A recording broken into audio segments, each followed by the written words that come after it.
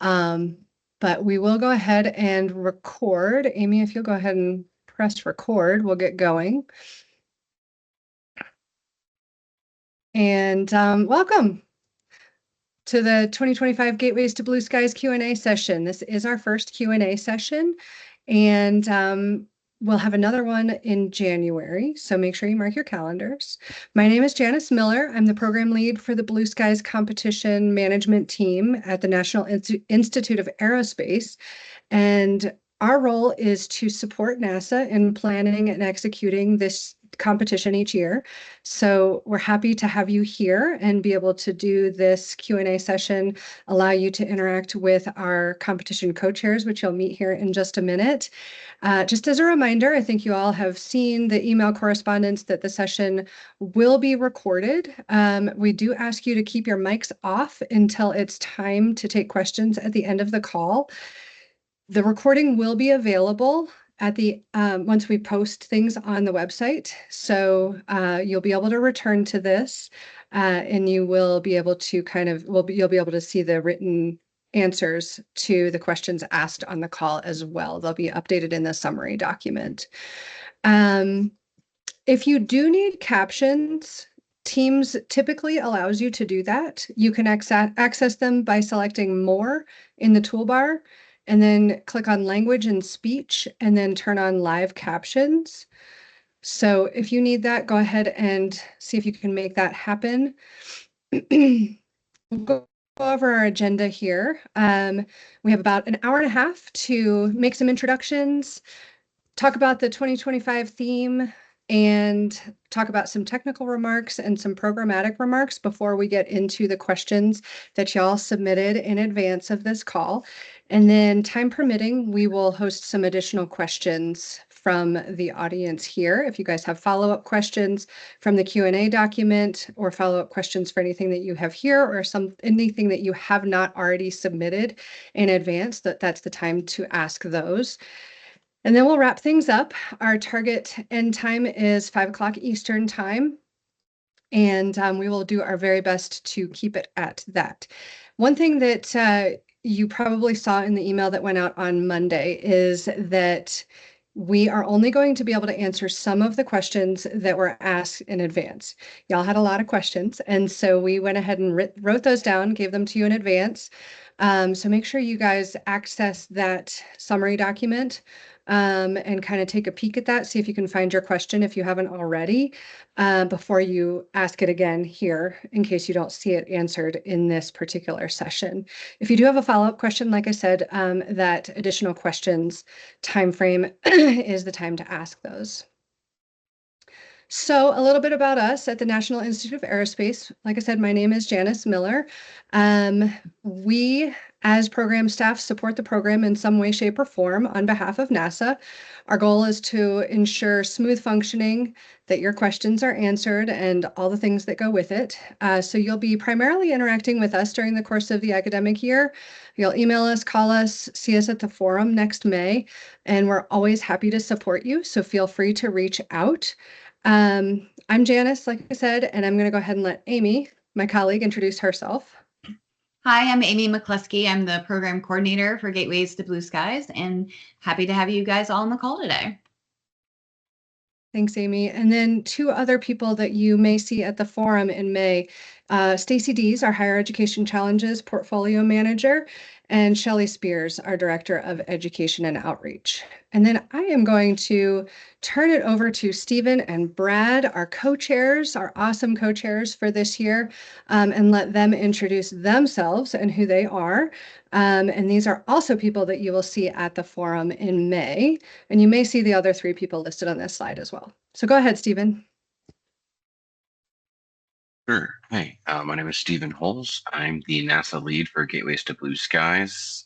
I'm the assistant project manager in our Aeronautics University Innovation Project. You can see some of my team from the University Innovation Project on the right side of this chart. The three people that are listed as sponsor are my colleagues from the University Innovation Project. And we come up with a number of opportunities that can lead students and faculty into aeronautics research here at NASA. So Throughout your time engaging with us through Gateways to Blue Skies, you will probably learn a little bit more about some of our other opportunities, which have been also good opportunities for Gateways to Blue Skies students after their participation in this competition as well.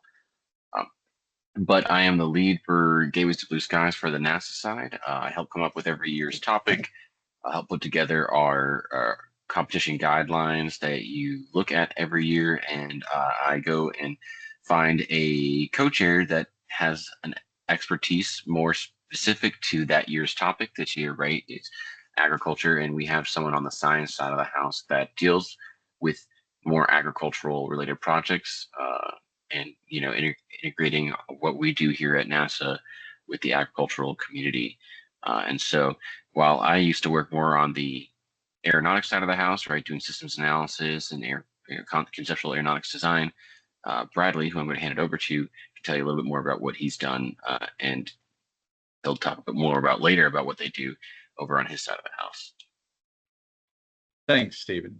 My name's Brad Dorn. I'm the program manager for the Agriculture Earth Action program element at NASA headquarters. And so what you may or may not know is agriculture is one of NASA's longest held application areas, really back in the early 70s. So we've been doing agriculture for quite some time.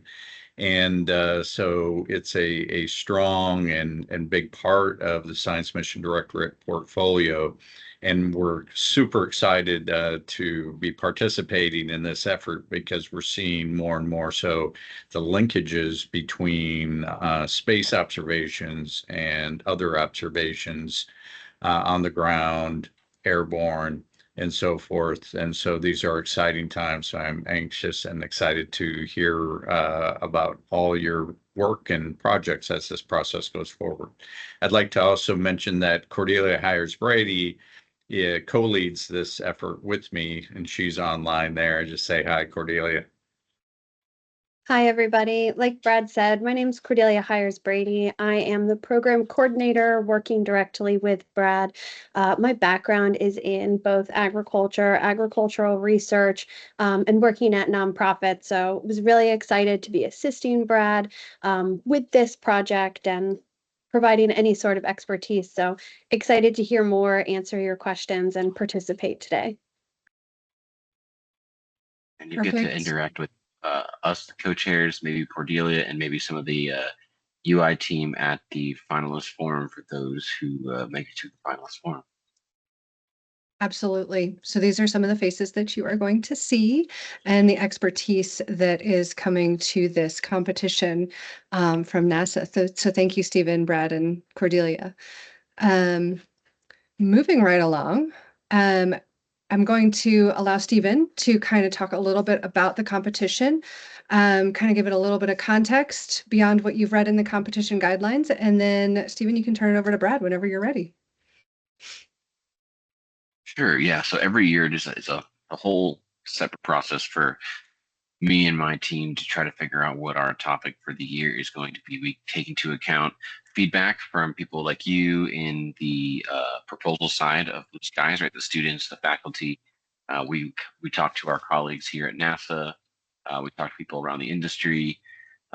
We get people's ideas on what might be an area that could benefit a lot from new technologies in the aviation and aeronautics sector. And one of my colleagues back in my old group that does systems analysis for aviation grew up on a farm and suggested agriculture as an idea, and we put that into the pot with all the other ideas, and we ended up picking it. And I was introduced to Brad by one of last year's judges, and so I'm so glad I did, because it's great to have him on board as well. So we know that agriculture is an area that is changing and evolving, both with technology and in the changes to our planet, right? Climate is changing. It's getting hotter. It's getting colder. Weather events are getting more extreme.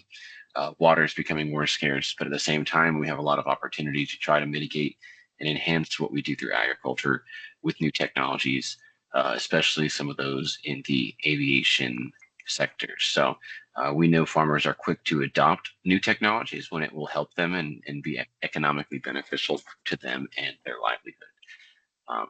So we're hoping to hear a lot of ideas from the teams on not necessarily what is already out there, but maybe what is out there that can be used in new ways, maybe stuff that isn't out there yet and how that could be used to improve agriculture.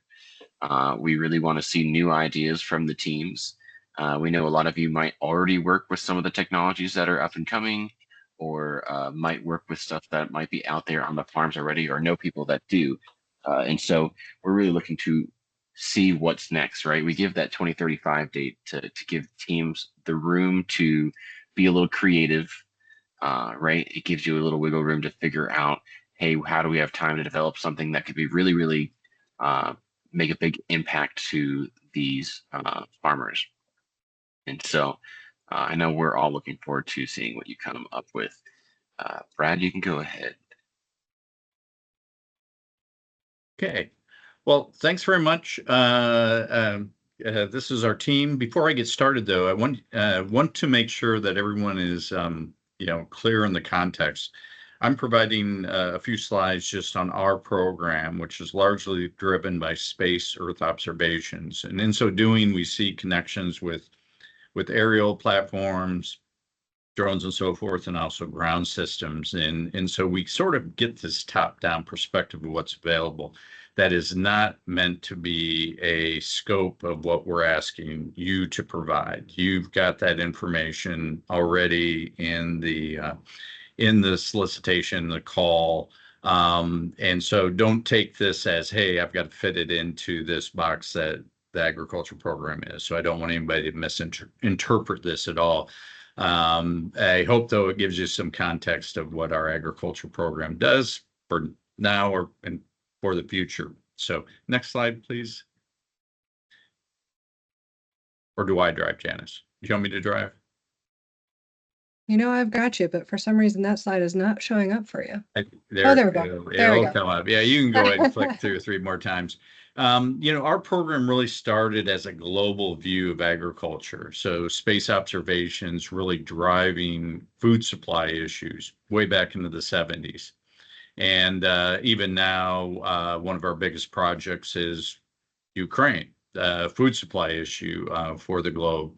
So what you've seen now is as that evolved, it's gone into different things like soil moisture observations, food security issues, like in the lower right, early warning, famine, and then on the left, trying to address carbon monitoring systems. What's the impact of no-till versus till? What's the impact of cover cropping?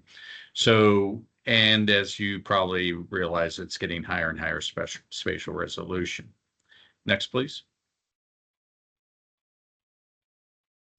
And one of those ways we really got it down to the farm level with space observations was with evapotranspiration and water supply. And so this is a good example. And if you Google OpenET, you can get online and you can see the ways we're trying to help support irrigation systems. And these are from space observations. Next, please. We have 2 big consortia, so we really almost outsource the program to big consortia because they're more flexible, they have the expertise. And so we have one that's focused domestically and one that's focused globally. And as you can see here, they target certain areas like, on-farm and range tools versus food security, markets, and trade. And so these get renewed every 5 years or so, but really driven by ground up needs. And that is what's consistent with this competition, is we're really looking for you to know and see what the needs are and show us those solutions. Next, please. A lot of the things from space that we're seeing that we're really trying to address, and also understanding what's going on the ground. So we're really looking at developing essential ag variables. So if you look down the road from space observations, less so are you going to see, just pictures. You're going to see data products like this, crop area, crop type, historical yields, those types of things are going to start coming out, and we're working on those right now. Next, please. And this is just one example of where we have integrated aerial and ground systems, and that's in cover cropping and tillage intensity practices. We've also done this in nitrogen management. Really critical where we've used aerial platforms to really support the space platforms. So we are seeing that aerial platforms are going to play a bigger role in everything we do. It's kind of a contradictory. You think, well, space is going to take over and do everything, and it's actually going to promote more need for aerial work, for ground observations. It's kind of an interesting dynamic. It's not intuitive. Next, please. Oh, and this is another one, really looking at the hyperspectral aerial platforms, because really if we want to get into crop disease and that sorts of things, we're really seeing that we need really hyperspectral imagery. There are some aerial platforms out there that do that. And next, please.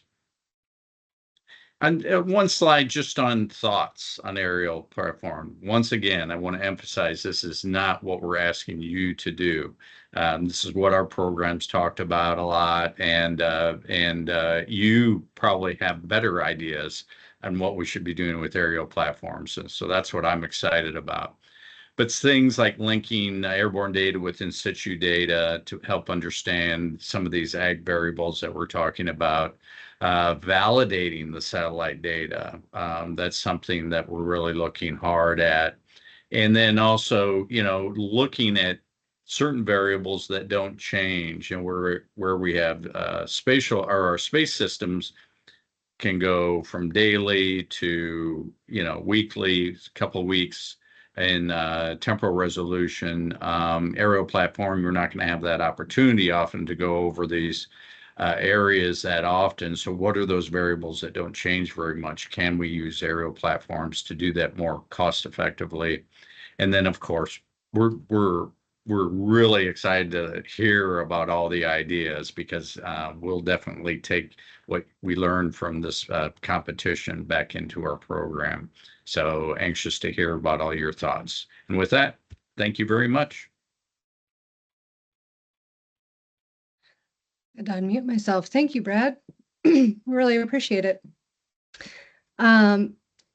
Any questions that you guys have on Brad's presentation, make sure you jot them down. And like I said, we'll have the open section of the call for you to pose some questions. I'm going to turn it over to Stephen and have him talk a little bit about the expectations for the next milestone in this competition, which is the proposal and video. Go ahead, Stephen. Sure, yeah. So we do see some of these questions. So while we're not directly answering the questions here, a lot of your questions, some of them were in this area. So from the proposal, right, we expect to see a high systems level concept of what your idea is, right? The technologies it incorporates, its feasibility, both, technically, economically, the impact it's going to have, the problem it's going to solve, right? Is it something that the end user is going to be able to easily adopt? What are the barriers? What is the timeline to get to where it needs to go to be implemented by 2035? Those are all things that you'll find in our guidelines on things that we expect, right? We want to see that you're doing your research on the current state of agriculture, right? And the implementation of new technologies, right? That helps you find the opportunity space and the need for your new concept. We want you to consider, right, how in the agricultural industry, how are those things being implemented in new farms, in old farms, and what are the barriers that people have to adopting those new things, right? So you can try to figure out how you're going to deal with those barriers to implement your new concept, right? So maybe you're going out and talking to farmers or people who are going to be using the type of the technology that you would be suggesting that they use. And so what we call ConOps, the concept of operations, right? Once it's developed, how are people going to use it and implement it? And so showing that you can fill those needs that people have now, or opportunity spaces that people might have now, or opportunity spaces that people might have given the upcoming changes, right, due to climate, water scarcity, etc. We do not require people to do in-depth studies in the sense that you are virtually or physically designing a 3D model of this plane.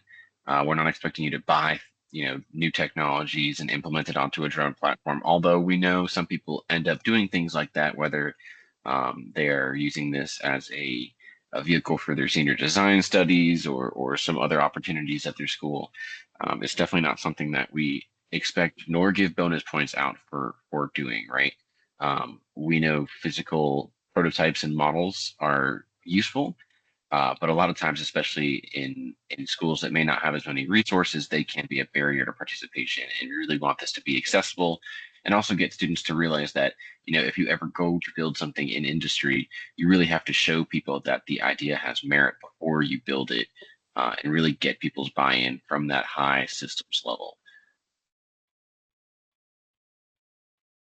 I think we can go to the next slide. Okay. Yeah, so all of that is super important as you guys are considering your concept proposals.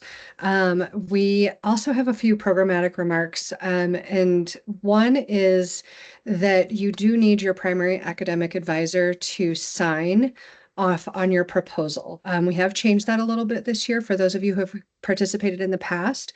There is a proposal form that your academic advisor will need to sign, and you'll need to fill it out. So please make sure that you see that we have a proposal checklist. Make sure you take a look at the proposal checklist and make sure that you're not getting caught off guard about anything. One other thing I did want to highlight on that fourth bullet point about the W-9 and vendor form, you will need those things as well. Oh. And if Guys, you come on. join the call and you are not muted, go ahead and mute yourself, please. The W-9 or vendor form does need to be filled out by your university. Money will be sent to your university if you are selected as a finalist, and it will be sent via ACH. And so one thing that you will see on that checklist is that you do need to submit an ACH form also filled out by your university. So we want you to make sure that you look at that proposal checklist prior to the February 17th date that is highlighted here of next year. Just to give you a little bit of perspective on the finalists, finalists will be selected based on the proposal and video submission. We do have the evaluation criteria published within the competition guidelines, and so you can see very clearly how you will be evaluated in this competition. Final scoring actually starts with the technical paper and infographic. So while you'll be expanding on your concept, if you're selected as a finalist, you will actually be graded on it or evaluated on it anew as a finalist. And so your technical paper, infographic, and presentation at the forum will all be part of that. In other words, if you're selected as a finalist, you do need to provide updates between the proposal and the final technical paper timeframe. And that is mentioned here for planning purposes and also just to kind of give a little bit of context around the competition itself. As you're reading the competition guidelines, make sure you look at it super carefully. So Stephen, Brad, Cordelia, everyone contributed to this to try to make sure that it is as comprehensive as it can be, and really lays out the criteria for this competition and how it will be judged. So make sure you read it carefully, look through it carefully, and we did receive a lot of questions for clarification on it, which we'll be trying to go through here. If you don't see your question answered here, it should be in the summary document that we issued earlier this week. So, yep, if you have any other questions, feel free to reach out to us. And Stephen, I see you have your hand up. Go ahead and say something. Yeah, and just chiming in on the video submission, right? We do get questions about it every year. You don't have a lot of time in your video submission, right? It's limited to 2 minutes.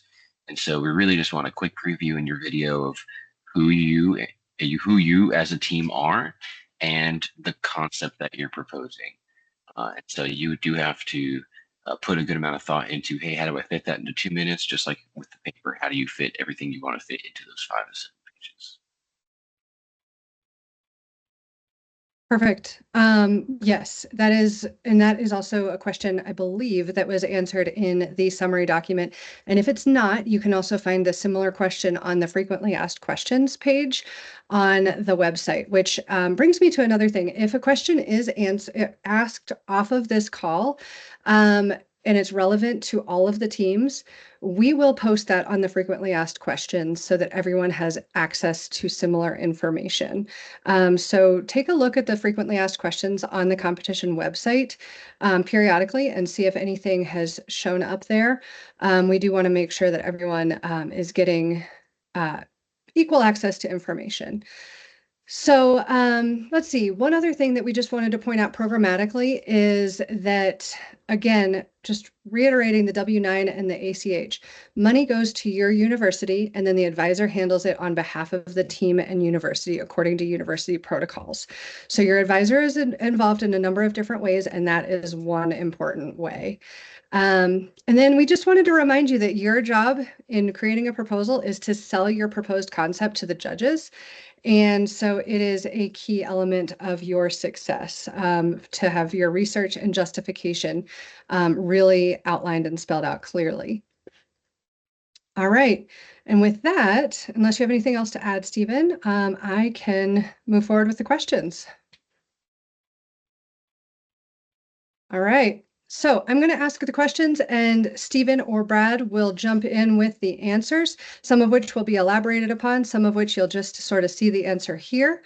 So kicking things off, one of the questions that we received was, are we tasked with designing a specific technology or designing a larger system or workflow?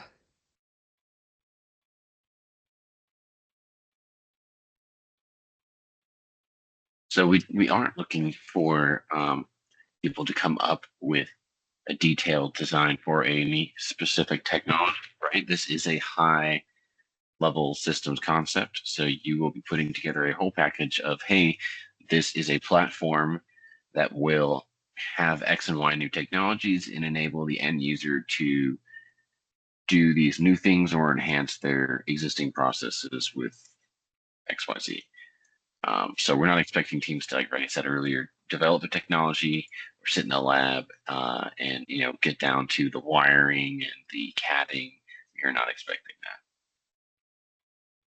Thank you. And how is agriculture defined in the scope of the competition? So with the help of Brad, we decided to scope this competition in on cropland, rangeland, and livestock management. Perfect. And for those who asked about the and or, it is that. It is and or these three things. So you can focus on all three, or you can focus on one. You do not need to focus on all three. Another question, how are mainstream technologies defined in the scope of the competition? So usually when we say mainstream just means that it is out there and a lot of people are using it, and it is not something that is hard to find. But we wanted people to consider both new technologies that might not be out there yet or in development, but also how do we use things that are out there in new ways? You. This competition RFP expresses using caution when including sensors in the system's design. Should the system limit its use of sensors, or can the design include sensors while also including other advanced developing technologies? And a similar question, can you explain more about what it means to think, quote, beyond applying sensors to aviation systems?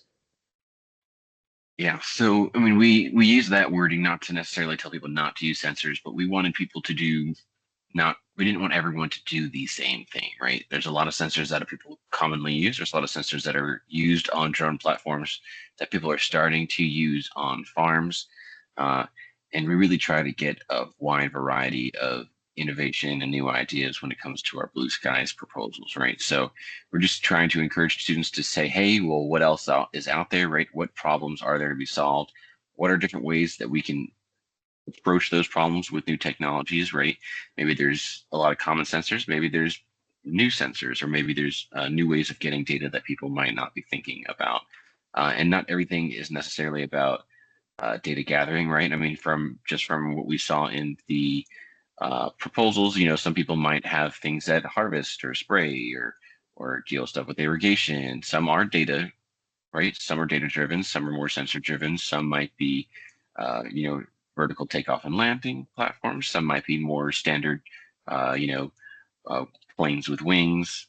There's lots of different ways that we want people to consider new technologies, and there are things beyond drones, right? Not everything is a standard type of drone. There's, if you look at aviation and agriculture now, right? There's a lot going on with people in it, not necessarily that it's bad to have people in it or that we will be getting rid of people at all, but there's so many ways to enhance the agricultural experience with aviation platforms that are either currently used or up and coming. So we're just trying to get people to think out of the box. Perfect. Thank you, Stephen. The rules Yeah, indicate on that, oh, go ahead. I was just going to say on that note, right? I mean, something we've seen in previous years is sometimes we'll see, 10 proposals on a similar area, right? And if your proposal is similar to 9 other proposals, it's a lot harder to stand out as a unique proposal. And we will end up probably pushing through the best of those 10 proposals, and which usually aren't, all of them if they're all similar, right? So being unique does have its advantages, and we do score innovation, right? So there, you will probably receive more points if you were more in a unique from the other proposals. Perfect. Thank you. The next question is, the rules indicate that we are excluded from developing on areas of aquaculture, but what of intersections between aquaculture and agriculture? For example, are we allowed to pursue projects that track what happens with wastewater from pesticides? And I guess, Stephen and Brad, why don't you guys both chime in on this one? Here, I'll let Brad start with this one. Sure. As you see in the response, if it's tied to the cropland, and obviously pesticides are, and it promotes, sustainable practices, which that would, we see that as different than supporting just aquaculture, the water-based agriculture. That would certainly be recognized as supporting croplands, pasture lands, rangelands, and livestock management. And one thing we always look for to the groups to explain to us when they send their proposal in, right? If you're trying to do something new or do something in a new way, right? You need to tell us how that is beneficial to do it in that new way, right? So let's say people do track what happens to the pesticides in the wastewater, et cetera, from crops, right? How do they do that now? Is doing it with this new platform beneficial? Is it economical, right? How does it lead back to, changing the actual farm work, right? And, how is it implemented? And sometimes an aviation platform isn't always the best solution, right? We don't want people to put things on a plane just because we're asking them to do plane stuff. You really want the system you develop to be worthwhile to do from that type of platform.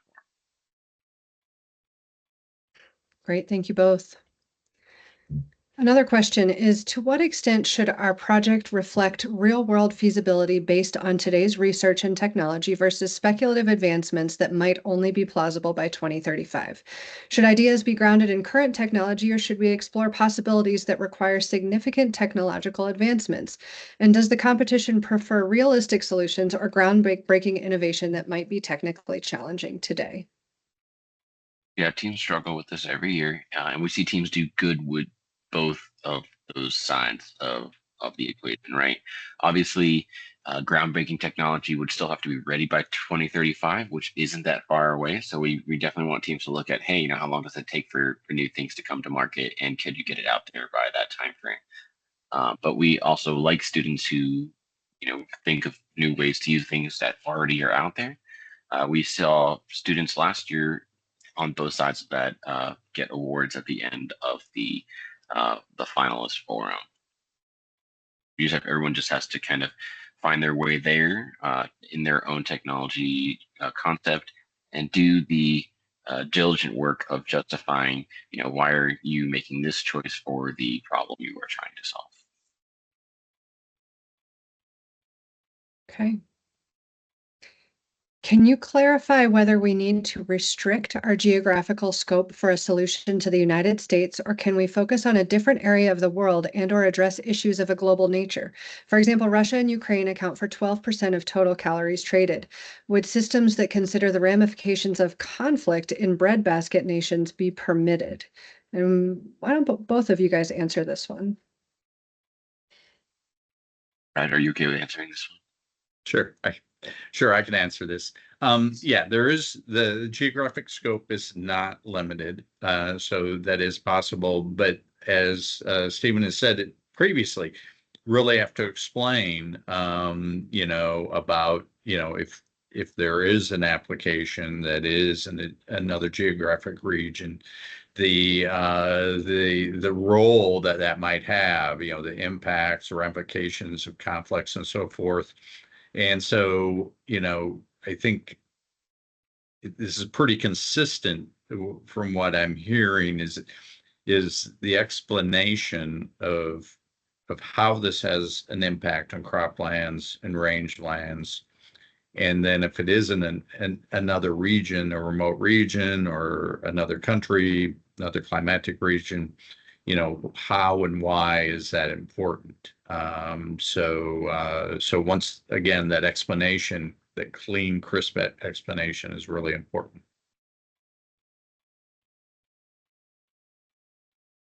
All right. Can you clarify whether this competition allows us to concentrate on the application of aerial remote sensing in agriculture, or is the emphasis more on innovations in aviation technology itself? So we think there's room for both, right? I mean, we want people to use both new and old aviation technology to innovate, ways to improve agriculture. So some teams might use more traditional aviation platforms, some might use more innovative ones, but also both might include new technology on it, right? But like I said earlier, it's not all necessarily about remote sensing. And what qualifies as an improvement on an existing technology? Improved efficiency, safety, cost? Those are all different ways to improve on something, right? And so some students might go more for about, hey, this is an idea to improve aviation safety with new technologies in agriculture. Some might go for efficiency. Of course, cost is always going to be there, but if you can't prove that it's going to be beneficial cost wise, you make that business case, it might not close as a concept, right? But we expect the students to show us all those things. So. Right. This is another good question for both of you. Are there any specific agricultural or environmental challenges expected to intensify by 2035 that NASA would like us to address in our design? So I was going to throw it quickly to Brad. We did see a lot of questions with kind of asking what we would like you to address, right? We were very careful in how we craft the guidelines to steer you towards an area, right? The aviation and agriculture that we want you to address, but not to be too specific, because we really want that, right? That creativity and divergent solutions. So we expect all the students to do their research and seeing right? And they will write in their paper, hey, XYZ is getting worse or is already worse. And this will, be addressed by our system that to fix this problem that farmers might be having, right? Brad, I'm going to hand it over to you to talk a little bit more about maybe what earth science has to say. I think you answered it perfectly. There's obviously lots of things. There's probably things we don't even know at this point in time. And so I think Stephen hit it right on the button. We can throw out some ideas and thoughts just to give you things to think about, but we're really looking for you all to come to us with those ideas and thought out ideas about what potentially we will need to address in this upcoming decade. Great. And should the system be designed to address one single prominent issue concerning farmers, or can the team develop a system that helps farmers reduce workload on farmland such that it has multiple applications to a single system? So it's up to the teams, right? The more complicated of a solution that you have, the harder it might be to make a business case, but it doesn't mean that that isn't a possibility, right? It's kind of the difference between designing a new, right? Say you want to come up with a new knife, or you want to come up with a new pocket knife, right? Pocket knives have their uses, and there's lots of different, like a Swiss Army knife, right? They have lots of things on it, but you might not be the best use case for a knife all of the time, right? And so people might come up with a system that can do more than one thing. Of course, you don't have to, it's not better just because you put 10 different technologies all on one thing, right? Systems do break, right? And the more complicated you make a system, the more likely it is to break and the harder it will be to use, right? And those are all things that people have to consider when they're making their, making their concept, right? And how will a farmer be able to use it and adopt it readily in a way that is going to benefit them, right? And we saw, I might preemptively be answering this, right? But some people might want to tackle a specific problem, whether it's one problem or one crop. And some groups might have a system that could benefit multiple types of problems, or maybe multiple crops, or multiple different agricultural systems. We have other questions on that, but I'm not going to jump the gun too much on that. Okay, so we have a couple sort of operational questions. So would using satellite data be a valid incorporation of aviation technology? So no. We are not considering satellites aviation technology. While they are aerospace technology, right? We consider satellites part of aerospace. We're really looking for students to integrate some sort of airborne platform into their concept, and especially as a focus of their concept. That's an important note, that it is aviation centric. Is the system limited to aerial vehicles only, or would an assisting ground vehicle working with an aircraft be permitted? So we already see lots of teams, proposing things like something on the ground, whether, someone in this question is saying a vehicle, some people might be using sensors to integrate. Of course, any aviation system that we use now integrates with ground capabilities or people elsewhere, right? But the paper should focus on the aviation system first, right? We have seen people get an answer from us on this topic, and then the aviation portion feels more like an afterthought, just like icing on the ground portion cake. So you really, if you do incorporate ground portions, right, be prepared to answer questions on, hey, why, how is this, enhancing the aviation system, or, if the costs is it worth it cost wise, complexity wise, adoption wise, etc. Great. How much should the restrictive nature of Part 107 inform our designs? If flights using our solution do not conform to Part 107, should waiver submissions be included when charting a path to deployment, or can the regulatory environment be largely ignored? So we do think it's important for students to think about what is out there that currently inhibits or permits these types of concepts to go forward, right? So we've had teams in the past saying, hey, we really want to do this, and that might require some advocating to change certain laws or regulations, or some students say, hey, to operate within these regulations, this is going to be our concept, right?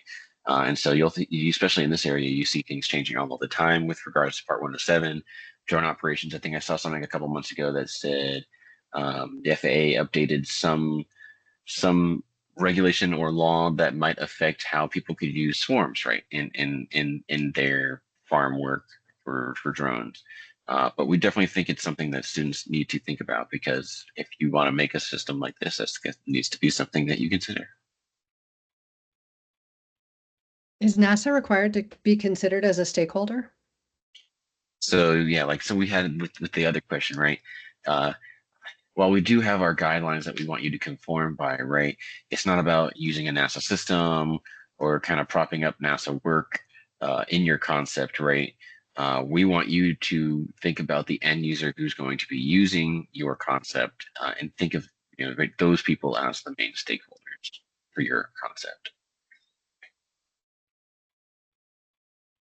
Is cost a significant evaluated design factor for this competition? For example, should we provide estimated costs for the proposed methodology, like operating cost, equipment setup, etc.?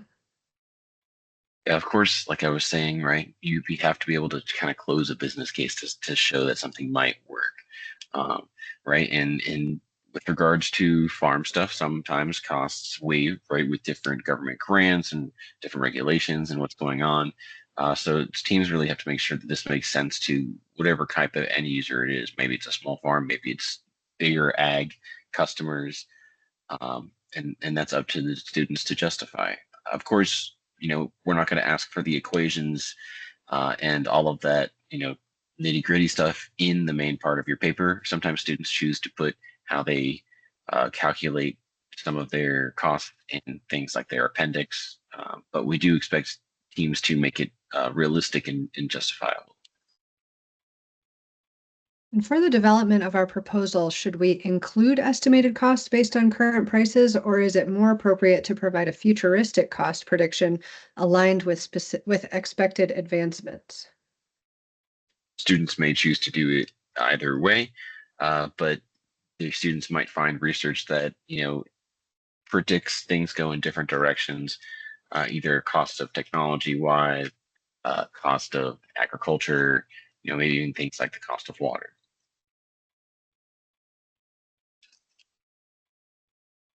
If we incorporate AI into our solution, are we expected to include a full-scale analysis of the algorithm?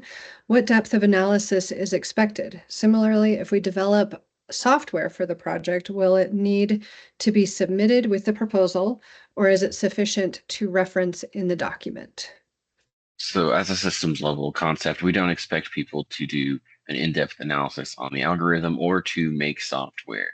All right, you only have 5 to 7 pages to make your case. And if you take that up with an in-depth analysis of an algorithm, you're probably not going to be able to talk about everything that we're asking for, right? We did have a team last year that went a little too in-depth on the algorithm, and they did not make it as far as they were hoping.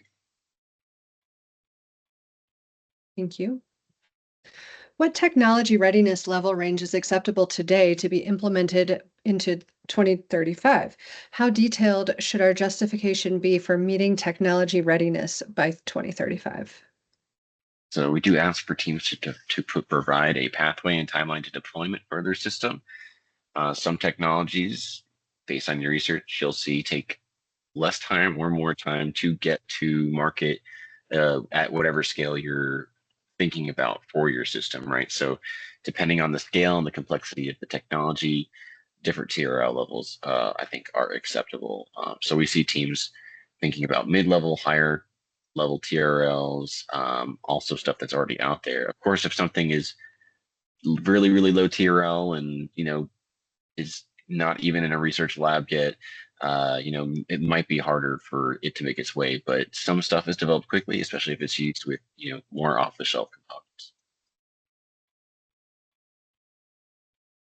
Okay, and for our submission, are we expected to present concrete results based on data or simulations, or is it acceptable to discuss potential outcomes as projections or expectations, considering certain variables and constraints? Potential outcomes as projections or expectations considering certain variables constraints is more what we're looking for, right? We're, as a high systems level concept, we're not expecting you to do simulations, 3D modeling, validation, stuff like that, right? We want you to think about this from that high level. Okay, and that actually concludes what we were going to cover in our technical questions section, but we do have a couple of miscellaneous questions. We touched on this a little bit. Are there specific problems that inspired this year's theme, and what drove you to select agriculture as the focus? Yeah, so I did go into a little bit about what drove us to select it, right? It's obviously an up and coming area, and we know that students are going to be the ones working on it if it's an up and coming area. So we wanted to put it out there to get more excitement around it, to get people thinking about these new technologies that are out there and what you can do with these new technologies. But right, like I said, we're not NASA isn't necessarily the one who's going to be making ag drones, right? So we chose it because of its relevance. It's an exciting topic, and it has that tie in right with environmental impact and climate change that we try to do with our Blue Skies competitions. What defining features has set winning teams apart from others? Gosh, so I mean, usually teams that win do pretty solid across the board, right? They have good proposals, good videos, they do good infographics, and have great presentations. And the presentations have always been better than we expected. Students do a really thorough job in those. We see students kind of checking the marks down the guidelines, right? Saying, hey, this is all the stuff they're asking for. Let's make sure that we put all of those things in there. Those teams do well as well, right? Teams that do a good job justifying, but also innovating at the same time, their new concept. All right. We'll move on to our programmatic questions received in advance. And just as a note, there were, as I said before, many other questions that were asked in the technical and miscellaneous that we were unable to answer in real time today. We may touch on some of those, so you might see those pop up. But if your question was not answered in the technical questions or in the upcoming programmatic questions, make sure you take a peek at that Q&A summary document that went out on Monday, and it will also be available online once we update it with questions received on this call. If you have any further questions about any of these, ask them here when we open up the call, or you can always email us. So for the programmatic questions, Amy, why don't you read the questions and I will go ahead and respond. And of course, Stephen and Brad are welcome to chime in as needed. All right, sounds good. What constitutes a completed, fully fleshed out project? Can you spend some time clarifying and providing more detail about the goal of our proposals? Yep. So your complete proposal will be the written paper, 5 to 7 pages, and your 2-minute video, which we've touched on a little bit in this call. We do have a proposal checklist that I mentioned earlier. It does outline all of the different things that need to be submitted in your proposal package from a programmatic standpoint. So we encourage you to take a look at that ahead of time and be prepared with all of those materials on or before February 17th. We will also want you to pay close attention to page 5, I believe it is, as well as pages 9 through 14 of the competition guidelines. That has really everything outlined in it, and you should pay very careful attention to that. The goal of your proposal is to conceptualize the solution at, as Stephen and Brad mentioned, the higher systems level for this year's topic. And the key is to justify it with your analysis and research to make sure that the judges understand the various aspects of your conceptualized solution in a clear way that is convincing. Stephen, do you want to add to that, or Brad?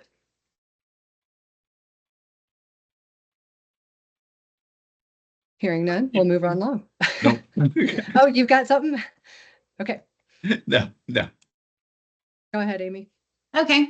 Should the proposal focus on a conceptual paper, or should it include a practical component with a prototype? If we created a prototype, will it be factored into judging? If it's not required, can we still include a prototype if we want to? Good question. We did get this a couple of different times, and it happens year after year that folks would like to include this prototype. It is not a requirement of the competition to have a prototype. The proposal should focus on the technology and concept and its application, all of the different analysis that needs to go into it. That said, if a team would like to spend some time on a prototype, it can be valuable for just displaying and discussing the concepts for other stakeholders. There are no extra points for physical prototypes. They're welcome, but they're not needed.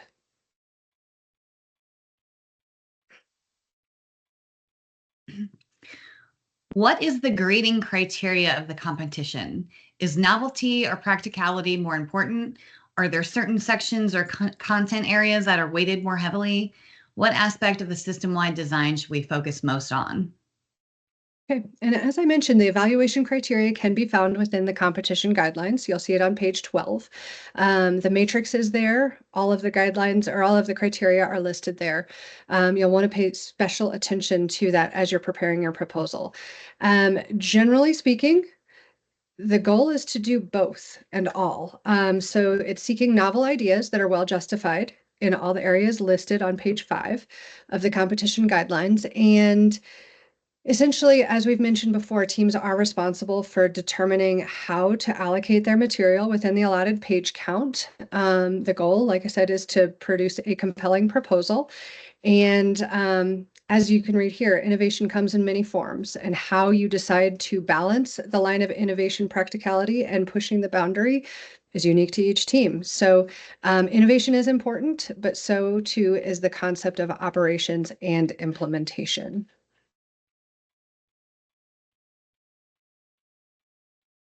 Are we permitted to reach out to agricultural companies or organizations to understand common challenges in the industry and gather insights on potential aviation technologies they would find beneficial?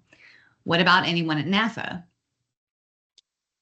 We absolutely encourage reaching out to experts in the field. It is something that we have seen year over year in competitions that some of the strongest proposals that come in are done by teams who have reached out to experts in the field. One important note is that while folks at NASA are fair game, quote unquote, you do need to make sure that you're not reaching out to a contact that's serving on the judging panel.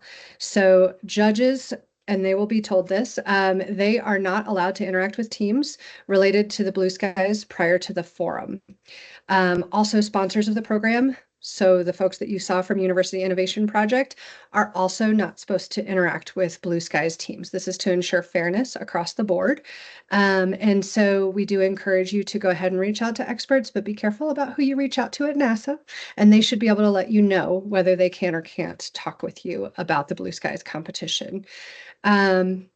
There are a lot of folks at NASA who have subject matter expertise in this area and in innovative technologies. But you can also, we encourage you to look beyond NASA as well.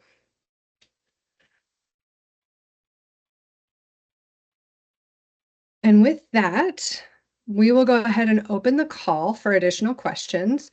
I just wanted to thank everyone for submitting a question ahead of time. We do have about 30 minutes left in this call, so we will, if you'd like to ask a question, you can raise your hand. I see Jamie's already raised their hand, and you can also type them into the chat. If you have any remaining questions, like I said, or clarifications that are burning from those that we reviewed, ask them now. The floor is open to any new questions. And if we don't get to your question here, then feel free to reach out to us. And I think I just let you know how to go ahead and do it. So Jamie, do you want to go ahead and ask your question?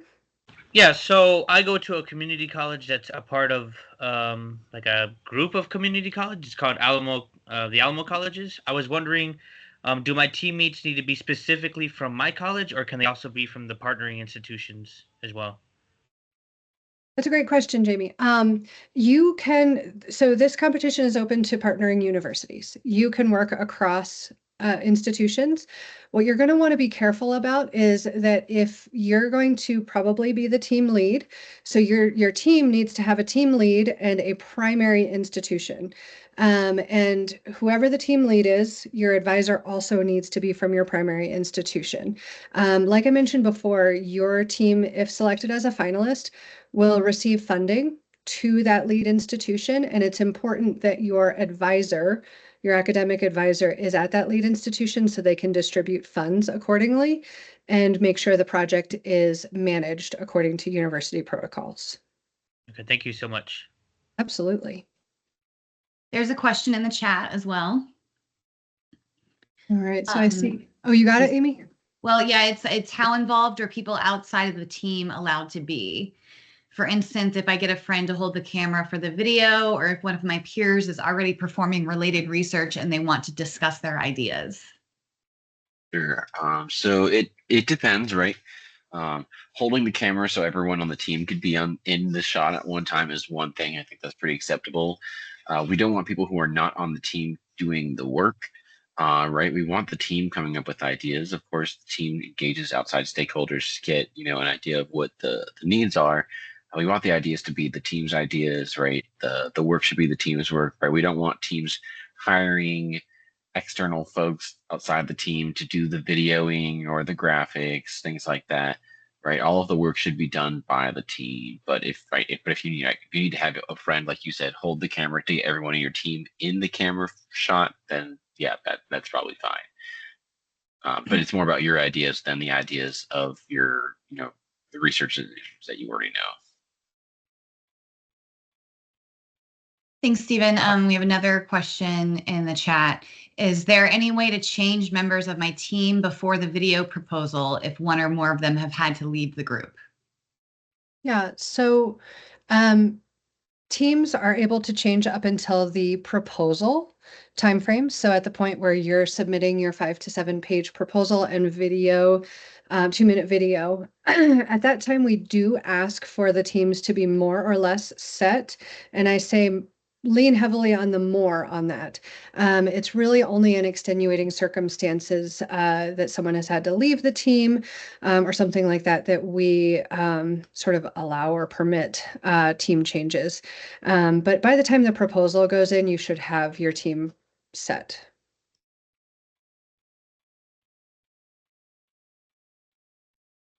Anyone else out there? Jillian, I see your hand up.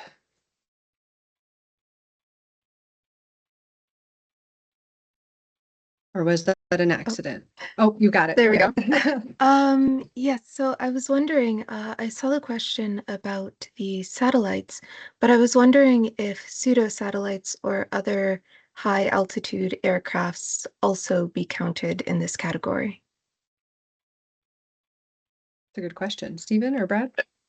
Yeah, so I mean, I would say an aircraft is an airborne platform. I think the reason they are labeled pseudo satellites is because sometimes they can provide capabilities that some people associate with satellites, right? But they are not in LEO or beyond. Aircraft. If it's going through the air, right, it probably has wings or lighter than air platform. It's probably an aircraft. But if you really have very specific questions on boundaries, when is something considered an aircraft or not, we could probably answer that more specifically. But high altitude aircraft are an option.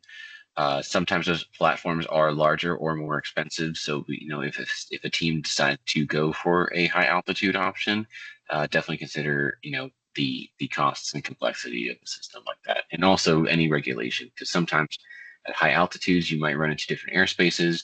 Especially if you're going across different borders of countries, there's going to be some complexity as well. All right, thank you so much. All right, do we have any other takers on the open call for questions?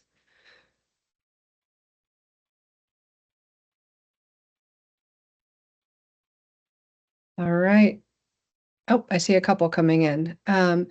Is it Chamin? Yes. Can you hear me okay? Yes. I have a few questions. First is like I know usually high resolution satellite images are hard to obtain. Is it possible that we can get any support from like NASA from this? Yeah, I'll do one at a time. Sounds good. So I mean, I would say you're asking for support to get things like high resolution images, right? I mean, this is a concept, so we're not expecting teams to have to utilize high resolution images in their Gateways to Blue Skies concept, right? But I mean, obviously, if an airborne platform that's part of the concept will integrate those types of images or capture those types of images, students can talk about that in their paper. Okay, the other ones, like as I'm from University of Maryland. I don't really know any like farmers around that works on agriculture. Would they be given any support on connecting to those people around? Would it be So not every, possible? so not everyone has to, talk directly to farmers. Of course, we encourage you to try to talk to people who are, end users. Um, we don't directly connect students to anyone. I would encourage you to go to any faculty that might work with them. Even if you're going out, I mean, I'm not sure what local farms you have, but I imagine there are farms in Maryland, right? Talk to people. There's all sorts of research going on as well across, industry and university. And so definitely, reaching out to people if you're looking to get specific specific input on something. Some students might already also be going in with an idea, right? And then maybe just getting some extra context from people. So, but no, we don't directly connect students to any end users that they are thinking about. Okay, thanks, Steve. Thank you.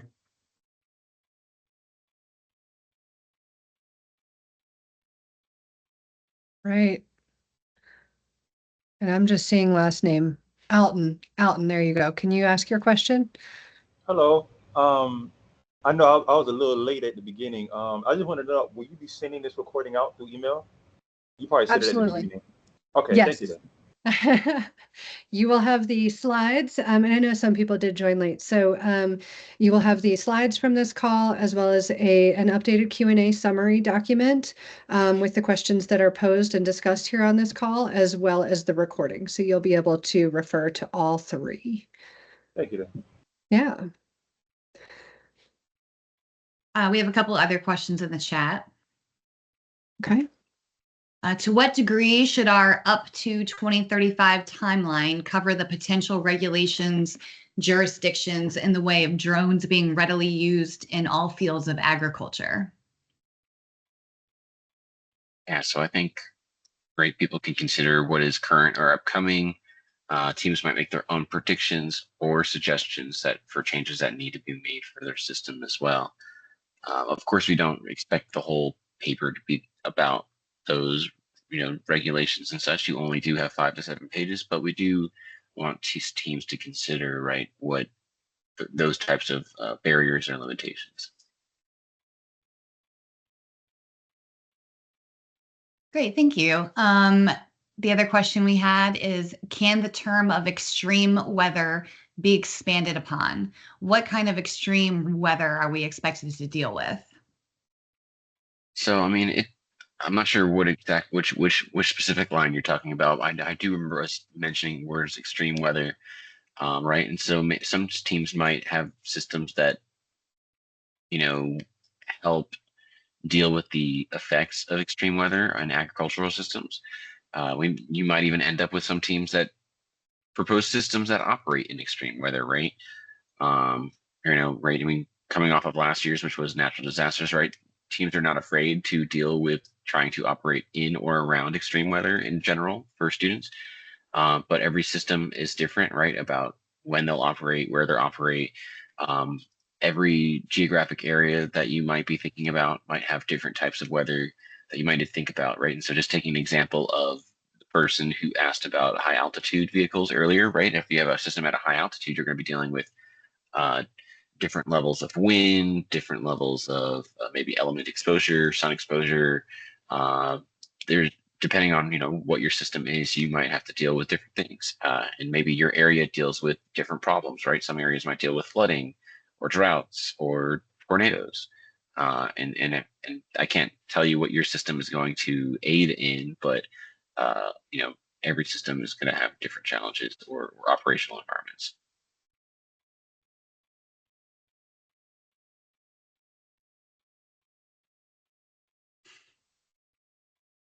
Okay, we got another question.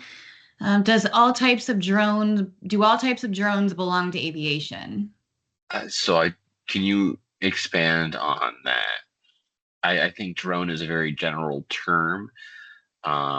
There's lots of different autonomy applications in aviation, right? And so autonomous systems in aviation come in all different shapes and sizes. So we have autonomous vehicles that are your everyday aircraft or helicopters. We have, commercial off-the-shelf drone. We have bigger drones that we see being used in agriculture.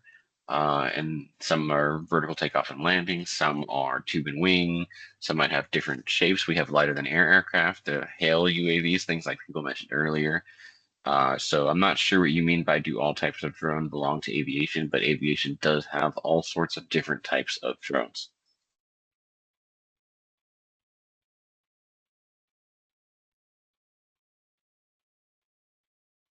And if there's a desire to clarify that question, you can do so verbally if you'd like.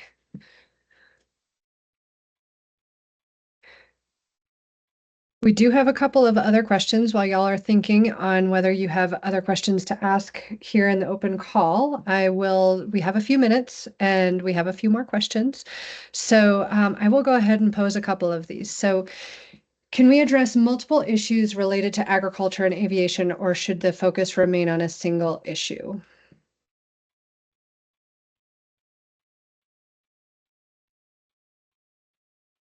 And this goes to you, So- Stephen. Sure.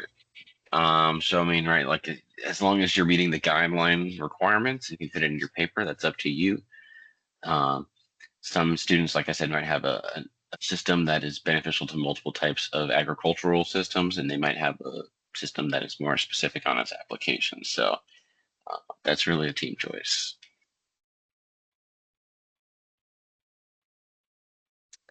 And are there existing frameworks, metrics, or case studies in NASA projects that can provide measurable, quantifiable improvements like yield gains or cost reductions for small farms using precision agriculture tools? And this might go to both of you guys.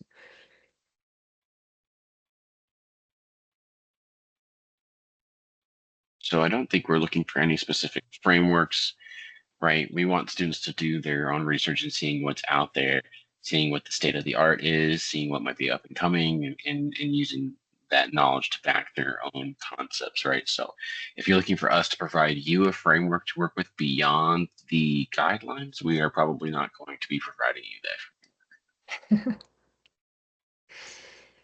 And as a reminder, we're going through some of these extra questions that we had highlighted as ones to answer on the call. But if you do have more questions, go ahead and raise your hand or type it into the chat and we will go over those. So another question that was submitted in advance are there any existing industry standards or regulations for aviation and agriculture? If so, are we allowed to develop a concept that aligns with those standards? Yes, there are lots of standards and regulations and FAA regulations that might limit or enable your different concepts. And so we look at the students to do the research on what those are and how that applies to their system. And we talked a little bit about NASA as the stakeholder, and I think, Stephen, you mentioned a little bit about this. Who will be the main users of our designs? Farmers, government agencies, or private companies? And that is also up to the teams, right? So you have a different system with a different purpose, and that purpose is going to be unique to your concept and whoever you decide is your end user. NASA doesn't farm, except maybe for small experiments in space, and we're not looking for, ideas on that. And so, that's really up to your team. Okay, and back to funding and resources. How much should available resources like funding, requirements for testing equipment, staffing requirements, et cetera, influence our design? So while we don't expect you to need funding or testing equipment or, those types of things for your actual paper, obviously, if you are trying to develop a new technology conceptually, right, you might think about the general cost of developing a new system and the adoption of a new system to justify what you can do for your concept. And how much should available oh, sorry, we just asked that. I was looking at a different slide. Are there restrictions on the use of specific platforms or resources such as software, hardware, or data? So we don't have restrictions on that, but you actually, obviously, if you propose that you use things that aren't available in general to, like if you're saying, hey, we're going to use this Lockheed drone to do this farming task, you're probably going to run into some issues, right? Justifying that is, a usable platform or, usable system. So you really need to make sure that you show us that it is viable and justifiable what you're proposing. And is it appropriate to use an off-the-shelf camera or sensor system, or should we be using developer-ready cameras and sensors? So you can use either, right? You might have different applications. If something off the shelf meets the needs of what you're proposing, that might, be a plus in your in your design, that you can use stuff that's already there, right? But if you need something that isn't quite available yet or is in development to accomplish whatever the goal of your system is, you might propose that as well. Right. And then we did have a couple of programmatic questions that we did want to cover that we thought were relevant for this particular call. And similar to the question about connecting to resources, we did get a question about connecting to a team if you don't have one. And similar to that answer to the question about resources, the answer is sort of the same for interesting team members. You are responsible for building your own team, and we do not provide assistance in linking potential team members, but we do provide a few recommendations for finding team members. And one way to do so could be to contact a faculty member.